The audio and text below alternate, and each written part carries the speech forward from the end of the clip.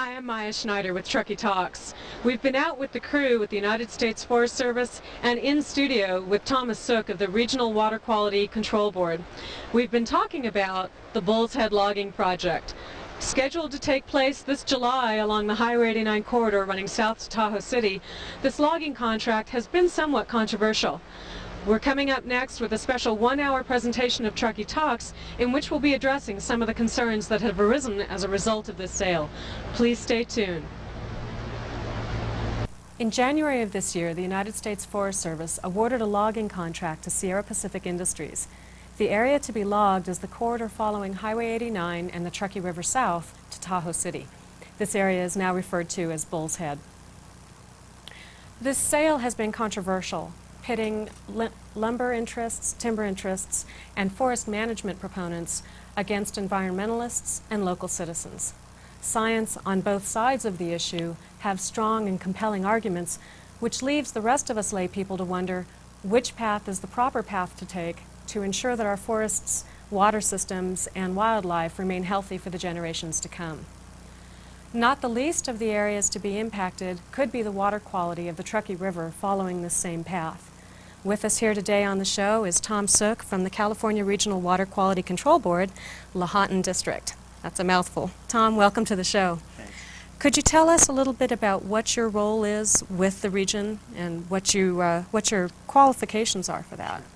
I'm an environmental specialist for the regional board, and what I do is regulate timber harvest and different forest management activities throughout the region. Our region covers everything east of the Sierra, from all the way down south to Lone Pine, all the way up to the Oregon border. So I review timber harvest proposals both for private lands and for federal lands throughout the whole region. Now that's a large area to cover. It's pretty huge. What are your qualifications? Do you have a degree? Yeah, Bachelor's of Science from UC Davis in Soil and Water Science, and some graduate school. And I've worked for several different federal agencies: the Forest Service, the Soil Conservation Service, the Geological Survey, and I've been with the regional board now for about 5 years. In that time, well, let me step back a little bit. What is the primary responsibility or charge of your agency? Our primary charge is to protect water quality for the people of the state of California, to protect the beneficial uses of water. All of the various beneficial uses. You know, water has 20 plus identified beneficial uses for municipal domestic supply, for agricultural supply, for recreation, and the list goes on and on. Not to mention it's the basis of life. Right. Wildlife is enhancement. Wildlife habitat is one of the beneficial uses. Fisheries habitat is they're all beneficial uses of water. Do you work in conjunction with other agencies, such as federal agencies, the Forest Service, or other state agencies? Yes, all the time. We have agreements with other federal agencies on how they will comply with state water quality laws.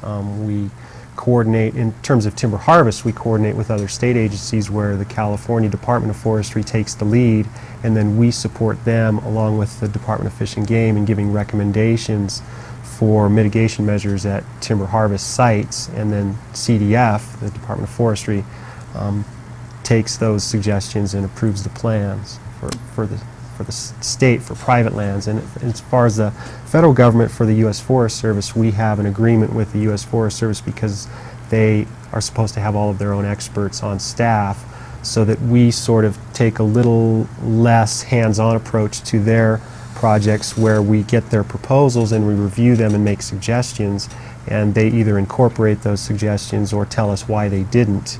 And that's kind of how our involvement goes with Forest Service projects. Okay, a little bit later on we'll be talking about those agreements specific to the Bullshead logging project. Are there any problems with water quality currently with the Truckee River?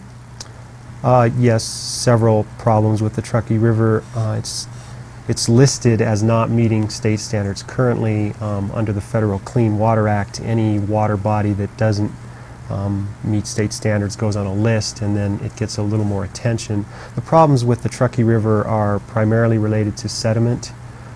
Sediment that comes from erosion of the watershed, from human activities and from natural sources. Carried in that sediment are metals such as nickel, zinc, chromium, silver, and copper, and so those heavy metals carried by the soil can get into the water, and that can accumulate in fish tissue and also causes a problem for drinking water downstream. We have a major municipal use downstream, in the whole town of Reno relies on the Truckee River for their drinking water. So the more sediment that's in the river, the more metals that are in the river. It's a problem from a water treatment standpoint. It's more expensive for them to treat the water to get those things out, and it's a health concern having some of those constituents in the water. And having the fish have those in their tissue or what have you affects the food chain, I'm sure. Right. Did the 50-year flood that we recently experienced the beginning of January of this year, did that have any impact, negative or otherwise, on the Truckee River? Well, I'm sure it had a variety of impacts on the Truckee River. The one that's probably of most concern is the heavy rains hitting all of the disturbed ground from construction activities, from urban activities, from all of our roadside dishes. You get so much energy when you get such intense rainstorms like that, so much energy, and it creates gullies and rills on the landscape that are now really unstable. And when it rains in the future, soil runs down those gullies and gets into the river. So probably the biggest adverse impact, long term anyway, the short term impact was a lot of sediment got delivered to the river right during the event. The long term impact is that a lot of the watershed is now in an unstable condition and subject to further erosion. Okay, let's go back, if we can now, to the Bullshead logging project specifically. What has been your role, and let's step back, if we can, as far back as when the Salvage Act first came about and the Forest Service first started considering areas that they considered needing forest management and some logging to happen in order to restore the forest health. What has been your role in the Bullshead project? What has been your role in terms of making recommendations? Our role on the Bullshead project is really no different than any other Forest Service timber sale. As soon as they notify us that they want to undertake a certain activity, they'll send us a notice and ask us if we have any concerns. So we send an initial note to them saying, well, as you know, the Truckee River is listed right now as not meeting water quality standards. We have concerns about the sediment, we have concerns about the metals. Those are problems due to erosion, and as we know, timber harvest activities can accelerate erosion, so we need to make sure that the project is designed to minimize erosion as much as possible. We know that even using the most careful techniques, we're going to get some erosion of soil into the water from timber harvest activities, from road construction, road reconstruction, the construction of the landings where they bring the logs. And so what we need to try to do is estimate how much erosion is going to result from this activity, and then do some restoration efforts in that same area so that the net effect after the project is done, so we're sure that the net effect is not going to adversely affect the river. Well, then, specific to Bullshead, you made some recommendations, I'm assuming before the environmental assessment came out. Yes, we recommended that they take a careful look at designing the project to use low-impact harvest techniques to avoid steep slopes near water courses where possible. If they absolutely had to be treated for a forest health concern or a fire concern, to try to use the lowest impact means necessary. And we don't tell the Forest Service, this is what you guys need to do. That's not our job. Our job is to just make some suggestions and recommendations. So we went down the list. They could use helicopters or over snow logging or a cut-to-length system or something like that in areas that are critical erosion concerns. We have a couple of graphs, and let's talk about those graphs for a minute. We'll kind of get them set up here. You have two graphs, one that shows different levels of, I guess, in a layperson's term, the water meeting quality standards, and a couple of areas where you're concerned that it will not meet water quality standards along the Truckee River should this logging go forward.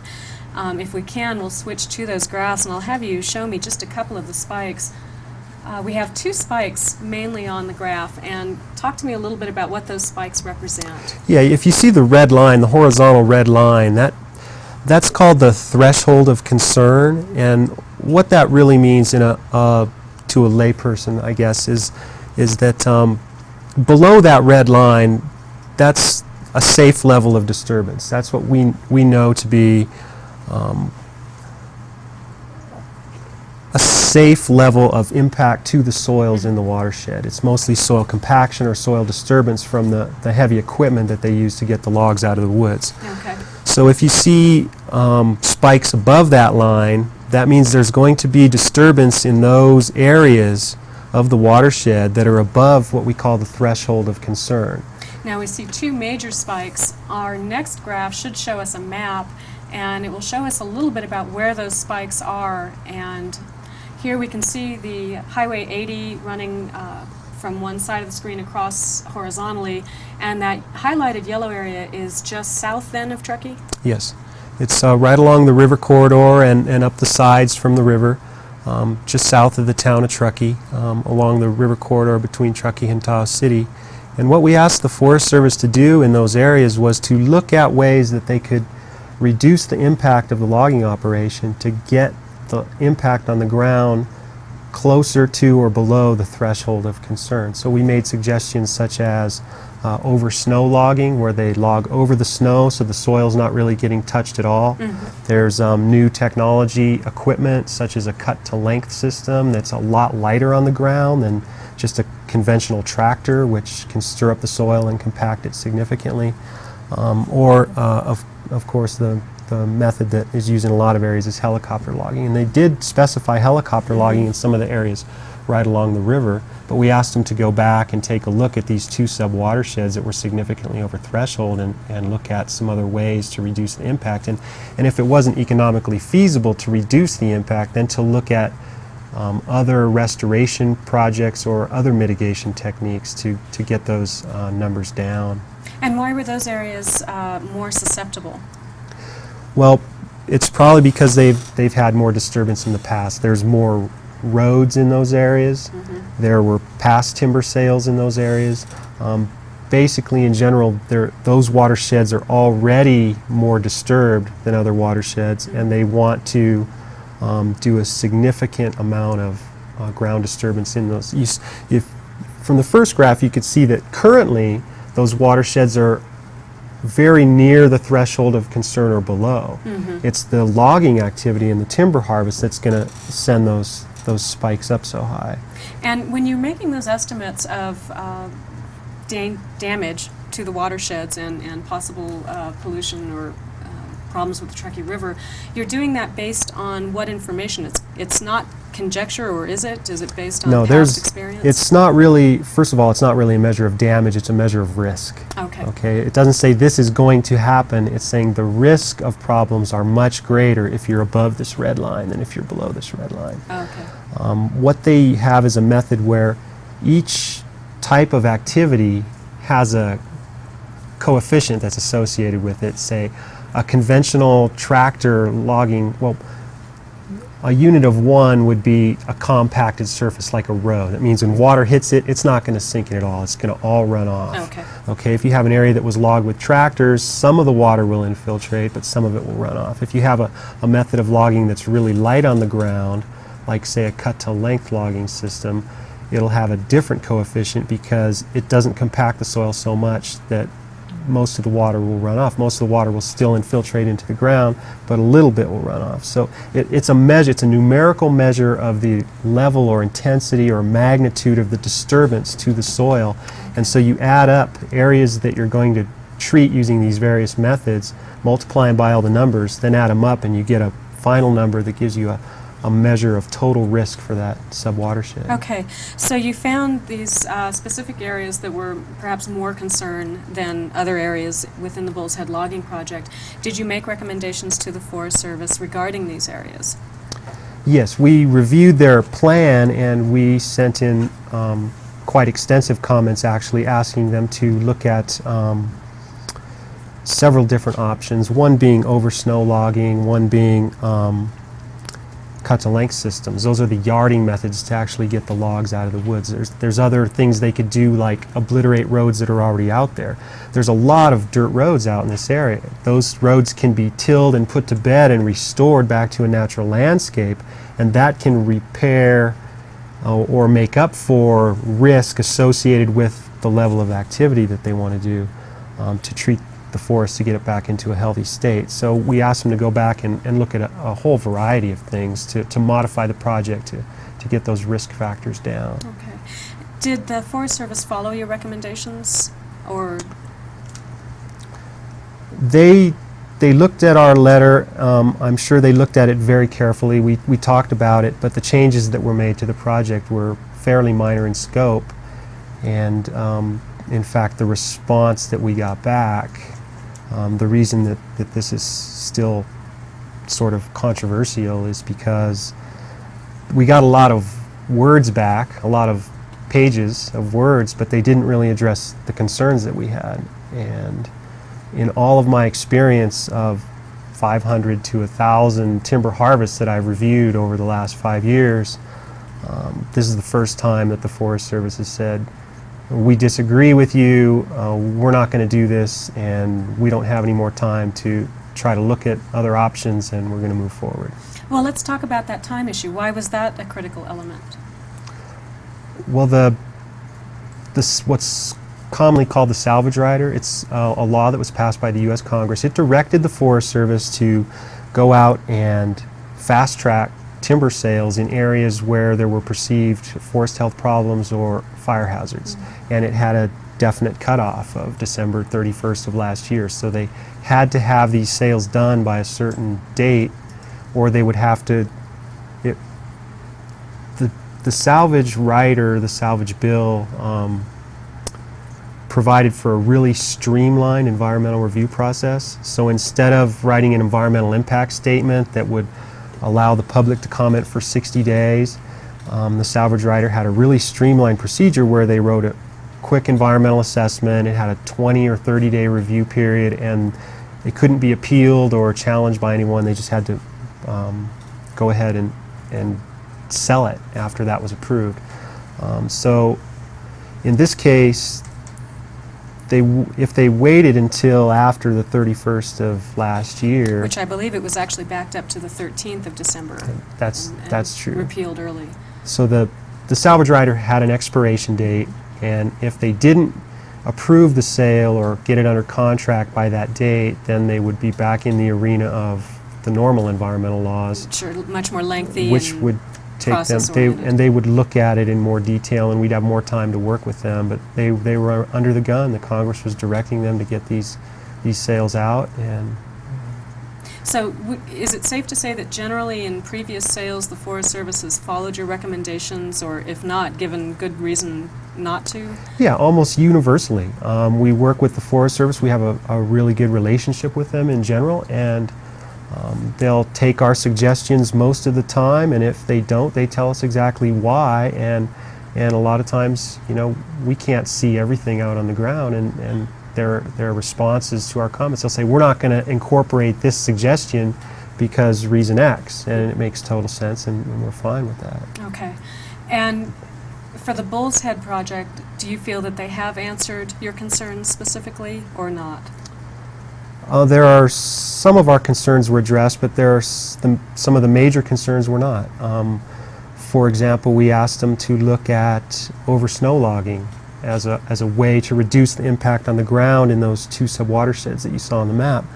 And their response was that, well, there's no guarantee that we'll have favorable snow conditions to do over snow logging. And that was the response. And people do over snow logging routinely on the east side of the Sierras, the Inyo Forest, the Tahoe Basin. Another one of our concerns that remains unaddressed is we asked them to maybe look at a cut-to-length system. These are various yarding methods to drag the log, get the logs out of the woods that they could use.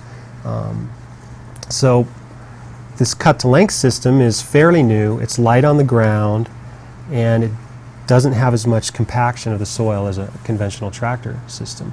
And their response to that suggestion from us was, well, the ground conditions over most of the analysis area is not favorable for this cut-to-length yarding system. Well, the analysis area was huge, maybe 12,000 acres, something like that, and they decided of that they're only going to treat maybe a couple thousand. acres, and then these sub-watersheds of most concern are even smaller than that. Well, if you look at those areas that are of most concern to us, I think the cut-to-length system would work good. It's not that steep of slopes, and it's the smaller trees. And it would be economically feasible for... Well, that's not for me to say, but I would like to see the analysis. We never even got to that point. Okay. Of if they said this is not economically feasible and they can demonstrate that, okay, that's a really fair response to our concern. And we need to look elsewhere to try to mitigate the effects of this proposal. But to just say, well, most of the area is not conducive to that piece of equipment, therefore we're not even going to consider it in these small little areas that you're concerned about, that's just an example of the type of concerns we had and where we felt their responses were inadequate. Okay. Let me talk a little bit about state versus federal regulation. It was my understanding that state water quality standards supersede federal activity or federal standards. If the Bullshead logging project is not going to be in compliance with state water quality standards, what sort of teeth does your agency have in terms of legislative action, in terms of legal action to take regarding that issue? Back in the 1980s, I believe, the U.S. Congress delegated water quality authority to the states. They didn't want the U.S. EPA from Washington to go enforce water quality rules all over the country. They wanted the local entities to be able to handle that responsibility. So in California, the federal government has delegated that authority, and California has its own law that accepts the responsibility to regulate water quality and protect water quality. So we have a state law called the Porter-Cologne Water Quality Control Act, Okay. and that's what created our agency, and we promulgate the water quality standards, and we have enforcement authority up to $10,000 a day for people that are in violation of our standards. The problem with a case such as the Bullshead sale is that you have a significant difference in opinion between technical people, where our technical staff says we don't think you're going to be able to meet our standards, and the Forest Service technical people say we think we are going to be able to meet your standards.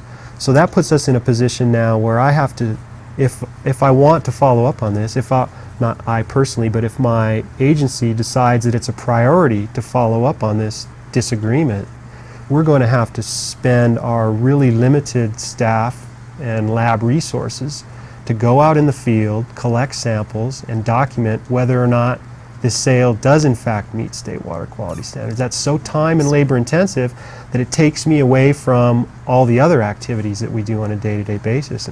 And we haven't made any firm decisions on how much time we're going to spend on this. Be able to commit to this. Right. Have you taken action against other logging activities, either private or public land, for either monetary suit or some kind of mitigating factors?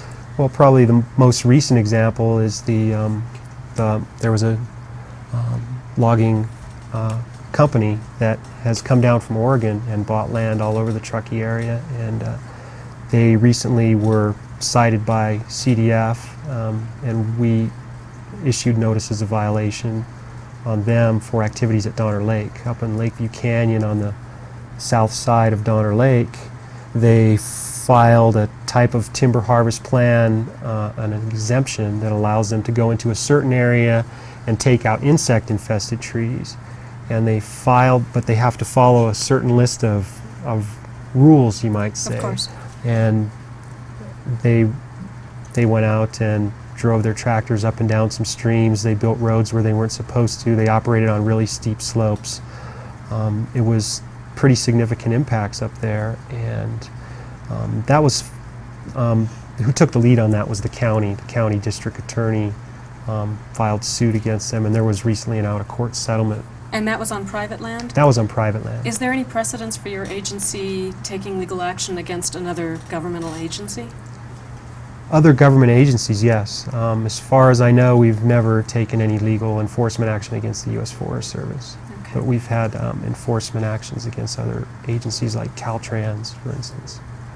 If you were able to, in a perfect world, come up with a solution or a compromise right now on the Bullshead logging project, what would that look like from a scientific point of view? If we just had a little more time for the Forest Service to go back and look at those two sub-watersheds of most concern and either come up with yarding methods to get the logs out that are less impactive on the ground, or else if it's not economically feasible to use other methods to get the logs out, then look at other things we can do in that area to reduce the impact that's on the ground. Fix up some of the roads out there, maybe remove some of the roads, things like that. It's not unusual for governmental agencies to make compromises or mitigate areas of damage in one region by compromising in another region. Have there been any discussions from the Forest Service about some kind of mitigating outside of the Bullshead area that might help as a compromise for the Bullshead water quality issues? No, we haven't had any of those discussions, and it's because it's their position that they feel they've done enough already, and they don't need to put anything else out on the table like that. What are the chances of this sale going forward? Do you see any 11th hour stays on the board? Well, as far as I know, it's been sold, and the only one who can really stop it now would be the Forest Service on their own volition. If they wanted to work on it some more, then I haven't or heard literally any. an act of Congress. Yeah. Okay. In terms of the water quality and possible damage that may occur as a result of this logging, what are the long-term effects that could be a result of this? Well, it depends on your time scale, what you mean by long-term. If you read the document, they say that the area should heal in about 15 to 20 years from this. So we can expect that the ground will be compacted and disturbed, but over time that will, quote, heal, and that'll take about 15 to 20 years in several of the project areas. That's a significant amount of time. Just briefly, what kind of impacts are we looking at short term? Are we looking at, again, more heavy metals in the water system, or what sorts of damage might we be looking at? Well, I believe what's likely to occur is some amount of sedimentation. Some amount of soil is going to be eroded off the landscape into the river. What amount that is, no one knows. The heavy metals are contained in the soils. And we don't know exactly which soils in the Truckee area are responsible for putting metals into the river, so I haven't looked at those two sub-watersheds to see if those are contributors to the metals problem. But the sediment is also a concern for the fisheries downstream in the Truckee River, and it's a big concern to the folks down in Reno who have to remove any of that sediment from the water before they can. To be able to use it, sure. Okay, Tom, I'm afraid we're running out of time. I really want to thank you for being on the show today. It's been a pleasure. It's been very informative. As with any controversy, there are many, many sides to the issue, and Truckee Talks is going to be attempting to bring you the various sides of the Bullshead issue, certainly, hopefully, before it takes place. Thank you for joining us here on Truckee Talks. As always, we look forward to your feedback regarding the show. Feel free to call or write. Back to the show. We're now here with Karen Hunt from the United States Forest Service, and we're going to be talking a little bit more specifically about the science behind the Bullshead logging project. Karen, welcome to the show. Thank you. Can you tell us first a little bit about what your role is with the Forest Service? Okay, I'm the interdisciplinary team leader for a team of resource specialists. It includes a wide variety of resource specialists, archaeologists, biologists, foresters, hydrologists, botanists, ecologists, and there's more. And my job is to coordinate the group to really run the analysis of this project and other projects that we work on. This one is the Bullshead timber sale. And what we do is analyze a complete interdisciplinary environmental analysis when we propose something like this. And my job is also to coordinate the public involvement, the public meetings and news releases and the mailings to interested publics. Okay. In doing some of the research for the show, we leafed through the environmental assessment. And the environmental assessment itself is a large document. And what I'd like you to do, if you can, is just break it down into what the components of that assessment were and what your role was in putting that assessment together. Okay. I'd like to start with the beginning. In the beginning, before the environmental assessment, we did an ecosystem analysis. And that was covered about 60,000 acres of this Truckee River watershed. What the main focus of that document was to look at what are the existing conditions out here. We also used a lot of science and data to look at what were the historic reference conditions out here. What was it like before, influenced by European settlers? What was it like when the Native Americans were here? And what we found, and it's pretty traditional in the Sierras, was that there was a lot more older, larger trees. There was a lot less density. The trees were spaced a lot farther apart. And the purpose of that was that the stands would be able to withstand natural fires that came through. If the trees are too dense, the whole stand of trees would burn up. But historically, how Mother Nature worked, it would burn through the pine needles. There wouldn't be a lot of slash on the ground from dead trees, from epidemic insect outbreaks and things like that. So we looked at what did it used to look like, and we had an ecologist work very closely with us to help us determine that. Then we looked at the existing conditions and then what our desired conditions were for the area. Along stream zones, for example, you would want riparian vegetation and shade trees to keep the streams cool for the fisheries and to have high water quality. In some of these denser stands where the trees are really tightly together, that's not natural. And what we would look at is leaving larger trees and thinning it out so that some of the trees could grow bigger, similar to weeding your vegetable garden. So what you're trying to get back to is the desired forest being how it was before logging ever took place. Right. Okay. Before, yes, before logging, because this was all clear-cut approximately 100 years ago. Okay. And it grew back in an unnatural state because we had fire suppression, keeping out the fire that naturally thinned the forest previously. Okay. We're back with Karen Jones. Karen, welcome to the show. Thank you. Karen, if you would, tell us what your role is with the Forest Service. I'm the Natural Resource Officer on the Truckee Ranger District. My role today is a silviculturist. I'm a silviculturist by education, and that's where my experience is. It's my job to manage the vegetation to keep the trees healthy on the Truckee Ranger District. Okay. And what was your role in the putting together, if you will, of the Bullshead logging project? I was the silviculturist for this project. I examined all of the forested areas on the ground and determined how far they were away from their reference condition or how far away they were from their natural condition, and I determined the type of treatment that we needed to get them into the desired condition. Okay.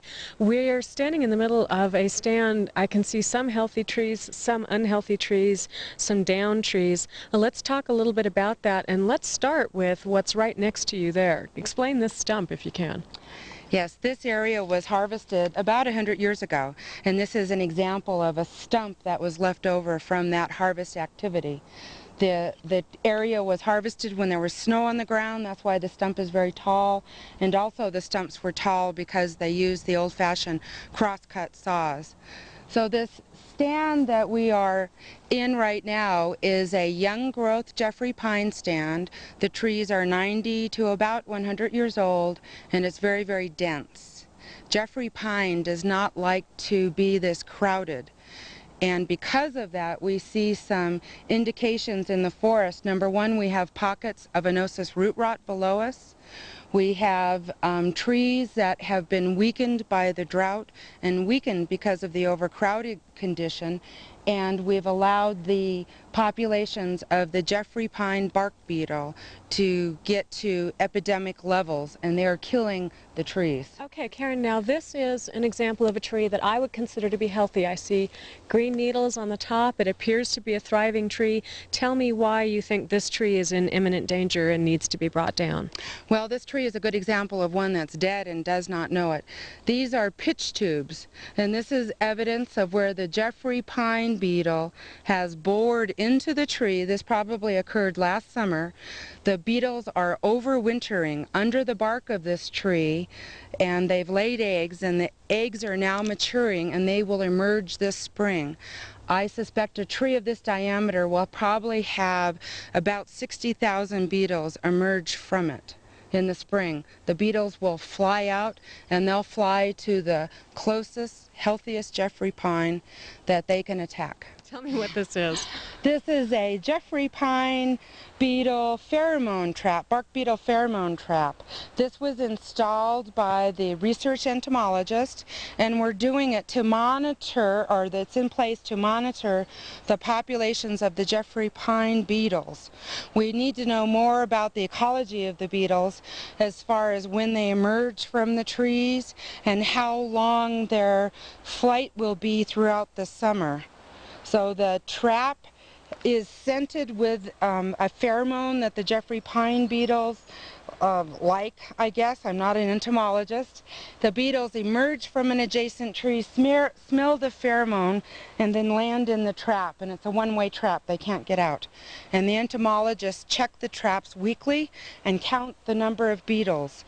And we started our monitoring in April, and it will go through December. Now, as I take a look in the particular stand that we're in, the orange marks are leaf tree marks, and I see quite a number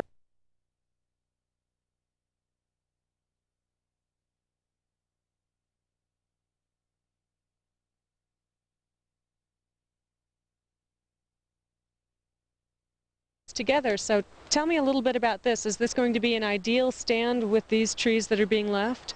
Yes, the trees that are designated with the orange paint are trees to be retained.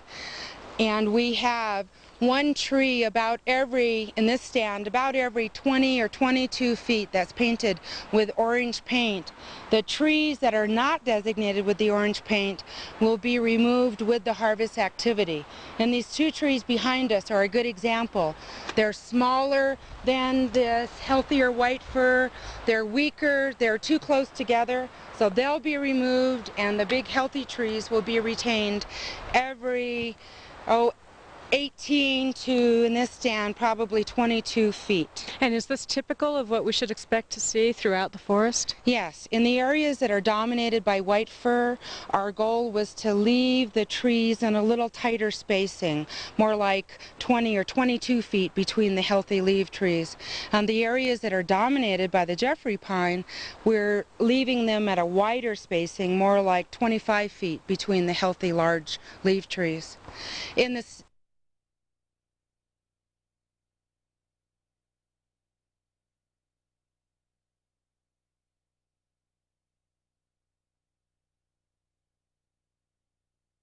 to provide the habitat for the cavity nesting birds and squirrels and all of the animals that like the dead trees. Okay, we're back with Karen Hunt and Karen Jones in front of what looks to me to be just a beautiful stream bed, and I'm assuming a natural stream bed. In a previous interview we had with Tom Sook of the California Regional Water Quality Control Board, he expressed some concerns that perhaps the best management practices, or BMPs, that were in place as a part of this logging project were not sufficient to take care of or ensure the health and safety of some of the riparian areas, some of the watersheds. There were two areas in particular that he had brought up that may go above an acceptable level of concern during this logging project.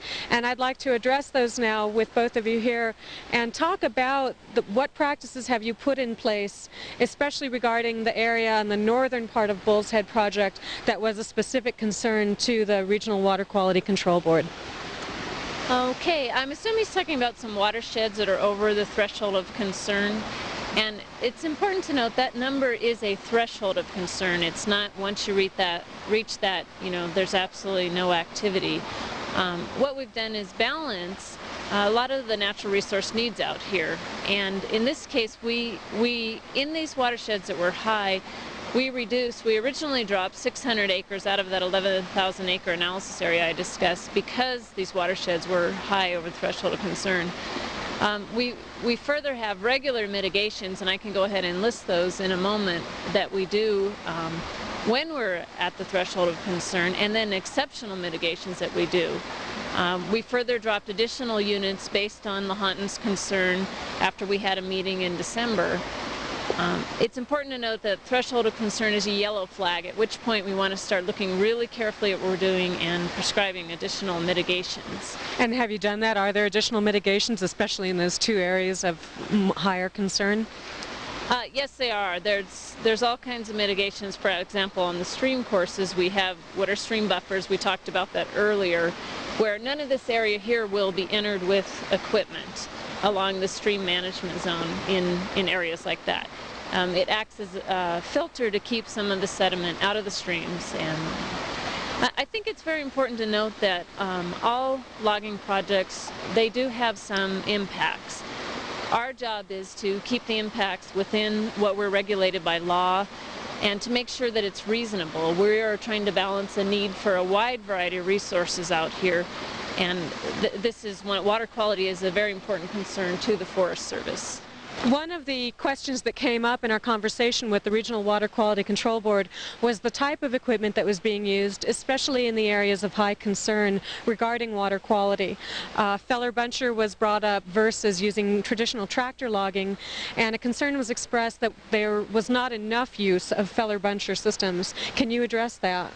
Yes, I can. On the areas within the Bullshead analysis that are gentle slopes, and those are areas that are less than 35% slope, we are requiring the feller buncher. The feller buncher is the equipment that will go up to individual trees, cut the tree off, lay it in a bundle, and it will actually gather several trees together, usually a bundle of 10 or so, and then a skidder will come in and skid that bundle to the centralized landing location.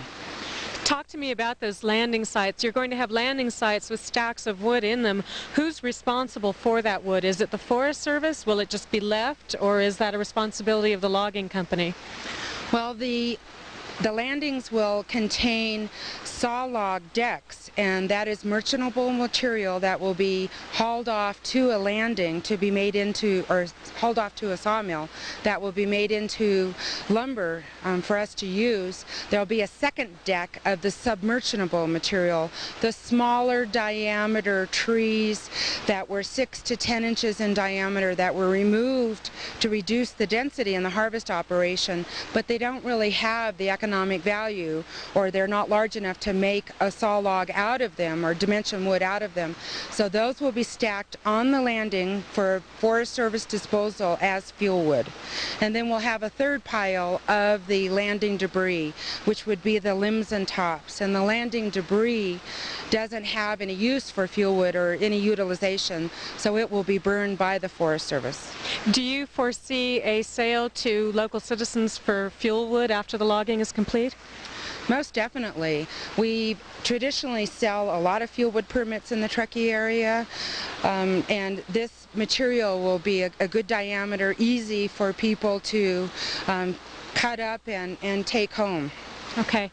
Karen, you mentioned earlier mitigations regarding water quality. Can we get back to those, and can you describe those for us? Sure. This is an example of an area, after Lahontan gave us their input, this is one of the streams where we widen the stream management zone. We tried to be responsive to their concerns. Obviously there's some, disagreement on the whole project. But in this area, we made the stream management zone wider, so there'll be less trees. Trees will not be taken out within a wider area here. We have a lot of road obliteration in this sale, and the watershed mitigation from road obliteration is that we close the roads, so no longer being accessed by the public, and we till them, decommission them, and they will revegetate back and be somewhat of a restoration recovery for the area. Okay, Karen, explain to me, if you would, where are we now? Tell me about this burn area and describe in general the area we're located in. We're over on the Sawtooth Road. This is south of Truckee, and we came through the Ponderosa Palisades subdivision and entered on this Forest Service road from Thielen Road. What we have here is a shaded fill break. It's located all along this road from where you enter on the Forest Service road all the way to Tahoe City.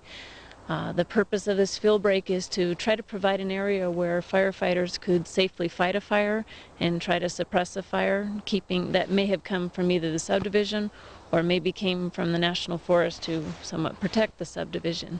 Show us where the fuel break ends and where the Bullshead logging project picks up. Okay, this is an example of our sale area map for the Bullshead project. The fuel break currently starts right here, adjacent to Thieland on National Forest land, and the fuel break follows the Sawtooth Road, which is the 06 road, south towards Tahoe City. The entire length of the fuel break where the topography allowed, or the entire length of the road where the topography would allow a fuel break, we have a fuel break that's about 150 feet wide on both sides of the road. So this white area is 300 feet wide, and then the shaded is a Bullshead timber sale area harvest stand. The expectation is to thin and reduce the fuels out in this timber stand to adjoin, or the timber stand that's adjacent to the current fuel break, and it will expand the area of reduced fuels.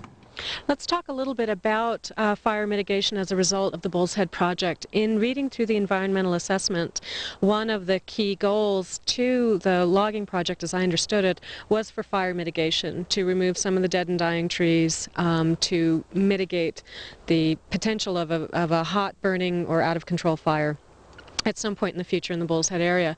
But further into the environmental assessment, it also states that due to the slash and lop that will be left on the helicopter ground, which could be up to 18 inches in depth, and due to some of the ladder fuels being left in place as they have no commercial value to the logging outfit, and due to some of the dead and dying trees also not having commercial value, that in fact over the short term the chances of a fire may even be increased over where they are now.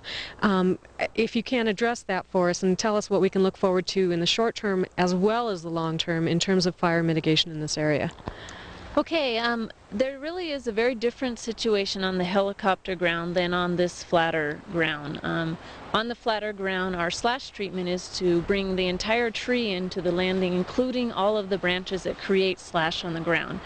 So in that area, we are making a significant reduction in the fuels. We're removing the dead and dying trees that will fall and cause a great deal of fuel loading for the future. It's important to say that we do not feel that this, what we have proposed here, will stop wildfires. We're hoping that they will reduce the intensity of wildfires.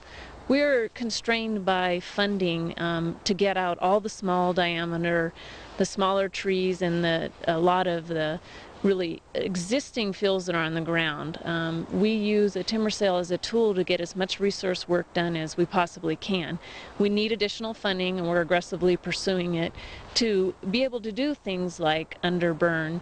Underburning is part of the project on 15% of the harvest acres, but that may treat up to, say, half of the fields that were created. I'm not sure the exact percentage on that.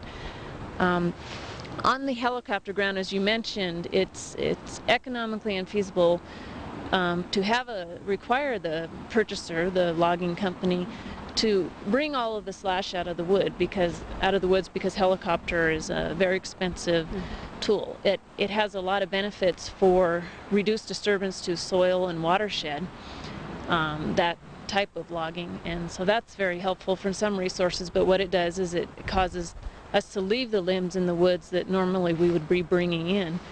What we're requiring there is, if you can picture a tree with all the limbs cut off, it might be this deep. And what we're requiring the purchaser to do is cut up all those limbs and the small pieces and scatter them to a depth of 18 inches, no more than 18 inches. And yes, that is not a complete fuels reduction, and there is some fire hazard from that. Such things happen. The snow over the winter helps pack that down, and eventually over time it returns nutrients to the soil. But yes, in the short term there definitely is a fire risk. Hazard. One of the things that was addressed also in the environmental assessment was prescribed burning, that would be an aid to getting this area back towards the desired forestation. The prescribed burning at this point is not budgeted. Can you address, has that been requested in the 97 budget, and do you foresee that coming to fruition? Prescribed burning will occur in the timber sale. We do take a collection from the purchaser up front. Again, that was the 15% of the harvest acres we collect from the timber sale purchaser, and we will come back and burn. We analyze for a great deal more acres than that for prescribed burning, which included not only the harvest areas, but thousands of acres also that could benefit out here from prescribed burning. Other than the Bullshead timber sale that are within the analysis area. We are seeking funding. It's allocated from Congress is one way that we get it, and you know it's always an unknown whether we will or not. We hope to. It would be ideal in this case. Yes, it would. Finally, a question that's come up and raised not a few eyebrows in town. It's certainly been a concern voiced by more than one party, is the sense that this was a hurry-up project, 11th hour under the Salvage Timber Rider Act. Let's get it in, let's get it done, regardless of impacts that may occur as a result of this logging project. Karen, can you address that? Yes, I talked earlier about the Truckee River Ecosystem Management Project, and that began in 1904, and the outcome of that document was to identify opportunities to bring areas from existing condition to a desired condition, the areas that were furthest from. So those opportunities were developed way before the salvage rider was implemented by Congress. When Congress did bring the salvage rider, this was one of the areas that we felt met what Congress was asking the Forest Service to do. So it fell right in. We did it during that period that the salvage rider was out. We met all the requirements that we were supposed to meet, and we continue to follow all the same environmental laws. Of particular note, I'd like to discuss that we had 2 public meetings. We had informational notices in the newspaper. We have a mailing list on the district of people who have asked to receive all kinds of information, scoping, and be able to express their comments. I believe Bullshead went out to over 200 people. We did a search to identify immediately adjacent landowners who may be affected and want to be aware of the project. So we did our normal amount of environmental analysis and public involvement. The public commented, we addressed those comments, we did make some changes based on those comments, and we feel that we were receptive to the public. It happened to go out right at the end of the salvage rider, but it had been worked on for years. Give me an idea of how long that time frame is from beginning to end for a project this large. Well, like I said, what we call our ecosystem management side, that began in '94. And Bullshead, the environmental analysis was signed in December, and it was begun approximately a year before. One of the differences of passing a salvage program under the Salvage Rider Act is that the appeal process that's in place for most logging projects under the U.S. Forest Service were not in place. Mm-hmm. Do you feel that the Bullshead logging project would have proceeded if it had not been completed under the Salvage Rider Act? I probably don't want to speculate on that. There was a lot of interest. We did get comment letters. It may have been appealed. It was open to lawsuit, just as any sale was, and as sales are under other federal agencies such as Bureau of Land Management. They don't have appeal process. That's Forest Service specific only. There was some concern expressed by residents of Ponderosa Palisades, Sierra Meadows, that logging trucks would be going through their subdivisions. Can you address that? Well, again, public safety is our concern, and we don't like the idea of log trucks competing with dogs and cats and children in the subdivision. So log haul is prohibited through the roads that are in Placer County and then through the town of Truckee in Ponderosa Palisades. Instead, the logs must be hauled on the Forest Service Road south to Brockway Summit and then out to Highway 267. And then finally, last question that I had, just looking over this whole area, there's an abundance of wildlife that lives here. What steps were taken to ensure the safety of foxes, martens, the California spotted owl, bald eagles, the variety of wildlife that lives in this area? What has been done to ensure that they can remain in the area and their homes will be safe? Well, number one, we're not harvesting every acre. We have specific areas that are set aside, areas that have old growth characteristics like this stand that we call protected activity centers. They're old growth areas that we are not entering, that we are protecting for some of those wildlife species that need that old growth habitat. We also have our harvest areas broken up by the wildlife cover patches. We have areas that will not be harvested that are safe areas for wildlife to go to. Again, the disturbance will be very short term. They could log this area probably within a month on this part of the sawtooth area. So the disturbance will be very short term for any animals. And we also have designated limited operating periods identified in our contract to protect some of the sensitive species like the bald eagle. Operations are not allowed when the bald eagles or even the California spotted owl are nesting. Okay. Karen, we've had a lot of questions, we've had a lot of conversation, and I've certainly seen a lot of forest with you today. I really appreciate you coming out with us, showing us what you're doing, and explaining the Bullshead logging project to us. Thank you so much. Thank you for the time to do that. Many different concerns and questions were brought up as a result of this logging contract. We've only been able to address a few of them here during our show, but if you have additional questions, please do contact the Truckee Ranger District of the United States Forest Service or the Lahontan District of the California Regional Water Quality Control Board. If you enjoy this kind of programming and want to see more of it on Truckee Talks, please give us your feedback. As always, we welcome your ideas and suggestions for future shows. And thank you for joining us for this very special 1-hour Truckee Talks.